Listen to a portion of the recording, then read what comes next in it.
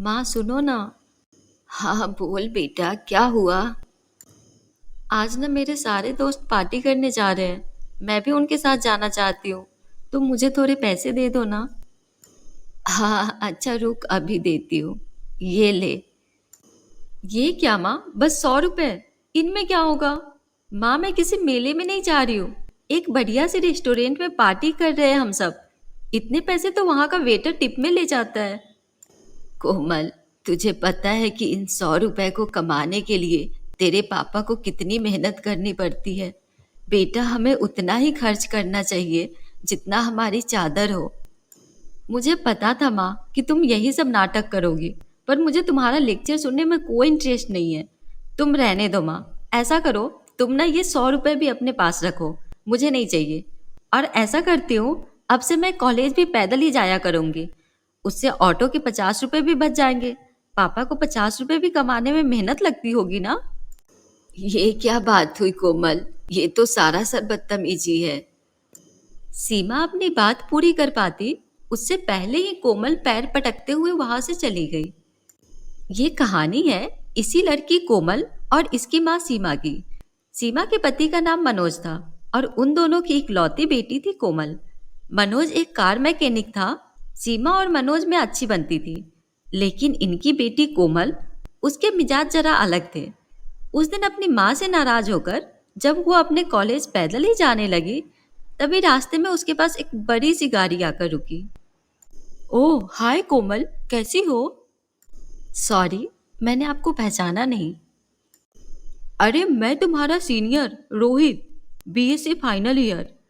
हम मिले थे ना उस दिन कॉलेज लैब में। ओह हाँ, अब याद आया। हाय, मैं अच्छी हूँ। What about you? I am too good. तुम कॉलेज ही जा रही हो ना? हाँ। अच्छा आ जाओ, मैं भी कॉलेज ही जा रहा हूँ। I will drop you. It's okay, I can manage. अरे घबराओ मत, आ जाओ। मेरे साथ तुम्हें कोई खतरा नहीं है। काफी देर धूप में पैदल चल चुकी कोमल मना नहीं कर सकी और रोहित के साथ उसकी कार में बैठ गई। और फिर, नाइस कार। थैंक्स, पिछले महीने ही ली है। वाओ, इसका इंटीरियर कितना कूल है और कितने सारे फीचर्स है इसमें तो। म्यूजिक तो और भी असम है। सुनना चाहोगी?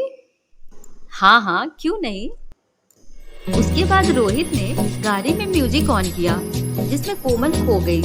वो पहली बार इतनी महंगी कार में बैठी थी। वो मन ही मन सोचने लगी कि अमीरी में कितना मजा है। साथ ही वो अपनी किस्मत को भी कोस रही थी। जब तक कोमल ये बातें सोच रही थी, तब तक कॉलेज आ गया। आप ना मुझे यहीं बाहर छोड़ दीजिए। क्यों, क्या हुआ? अंदर चलते हैं ना।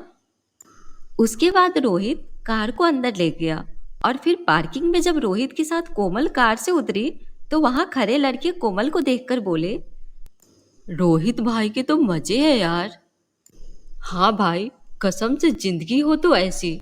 यार रोज रोज उसकी गाड़ी से एक नई लड़की उतरती है। देखना, अब इसको भी घुमाएगा फिराएगा और फिर छोड़ देगा। सही बोला भाई। और ये लड़कियां भी कम नहीं है। रोहित के पैसों पर ऐश करने में कोई कसर नहीं छोड़ती है।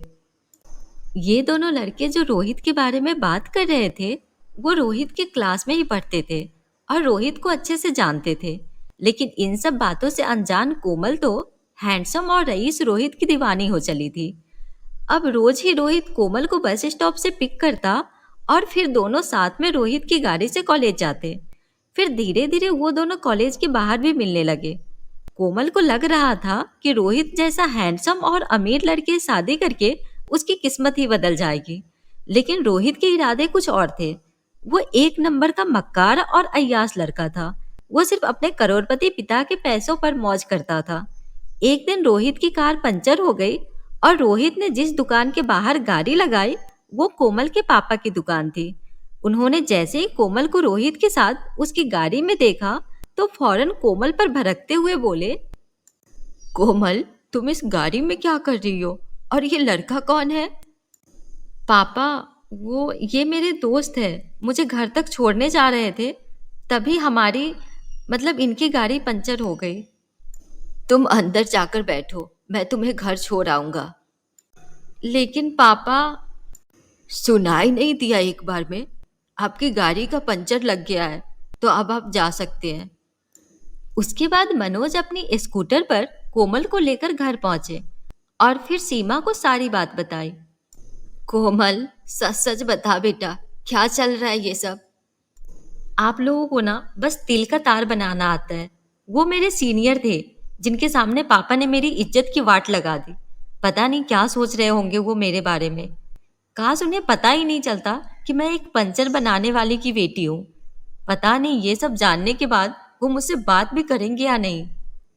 कोमल, तुम उस लड़के के बारे में कुछ नहीं जानती।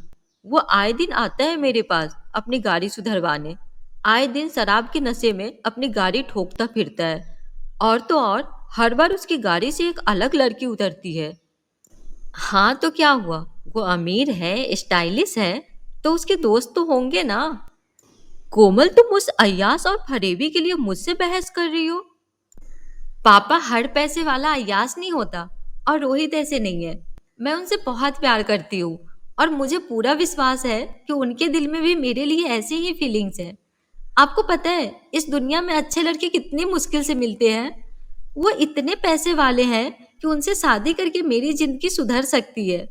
और मेरी ही क्यों, उनके पास इतनी दौलत है कि उनकी बीवी बनने के बाद मैं आपको भी इस नर्क से निकाल सकती हूँ।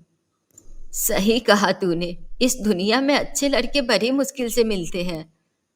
हाँ, और ये भी सच है कि हर पैसे वाला अय्यास और फरेबी नहीं होता। कुछ लोग सच्चे प्यार के लिए अपना घर बार, पैसे दौलत सब कुछ छोड़ देते हैं। ऐसा प्यार और ऐसी जिंदगी किस काम की, जिसमें पैसा और ऐशो आराम ना हो। मैंने बचपन से गरीबी देखी है।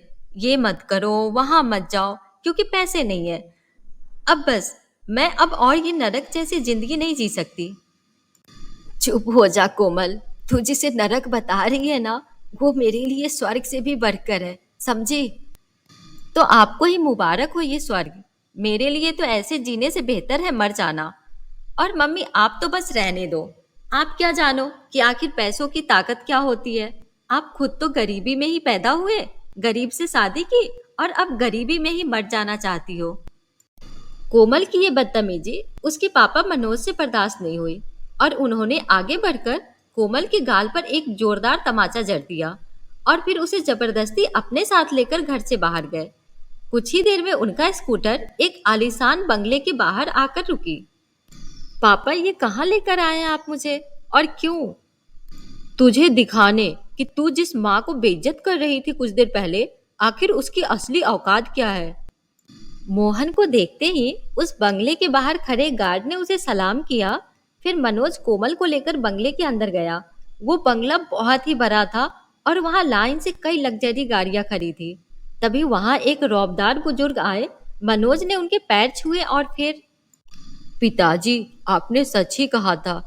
मैं आज वाकई अपनी गरीबी से हार गया, और मुझे मेरी इस हार का एहसास कराने वाली मेरी खुद की बेटी है। आपने ठीक ही कहा था। मैं चाहे जो कर लूं, एक दिन हार मानकर आपकी चौखट पर जरूर आऊंगा। तो लीजिए, मैं आ गया पिताजी। कोमल हैरानी से सब कुछ देख रही थी।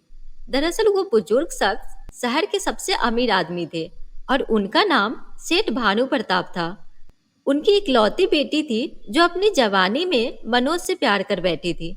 मनोज शुरू से ही गरीब था, तो सीमा और मनोज की शादी के लिए सेठ राजी नहीं हुए। तो मनोज के खातिर सीमा सब कुछ छोड़ने को तैयार हो गई और मनोज से शादी करके उसके गरीबी की हिस्सेदार बन गई। सेठ भानु प्रताप को लगा था कि गरीबी से तंग आकर कुछ ही वक्त में सीमा उनके पास वापस लौट आएगी, लेकिन ऐसा नहीं हुआ। सीमा अपने पति के साथ बसाए अपने छोटे से संसार में सुखी थी। लेकिन अब इतने सालों बाद जब कोमल के खातिर मनोज हारता दिखा, तो सेठ भानु प्रताप ने उनसे कहा, नहीं बेटा, हारे तुम नहीं, बल्कि हारा तो मैं हूँ। मेरा घमंड चूर चूर हो चुका है। मैं ही अपनी बेटी की बात को समझ नहीं सका कि खुश रहने के लिए पैसों से ज्यादा अपनों का साथ जरूरी है। वो अपने जो हर हाल में आपको अपनाए, आपके हर सुख और दुख के हिस्सेदार बने। आज मैं बिल्कुल अकेला हूँ, तो समझ में आता है कि वाकई कितना गरीब हूँ मैं। इतना कहकर सेठ भानु प्रताप फूट फूट कर रोने लगे। मनोज ने उन्हें संभाला और ये सब देखकर कोमल की आंखें भी खुल गई। उसे समझ आ गया था कि वो असल में एक अमीर माँ की गरीब बेटी थी, जो अपनी ही माँ के संस्कारों को नहीं समझ सकी और अब तक सिर्फ पैसों के पीछे ही भाग रही थी, जिन्हें उसकी माँ ने सालों पहले अपने सच्चे प्यार के लिए ठुकरा दिया।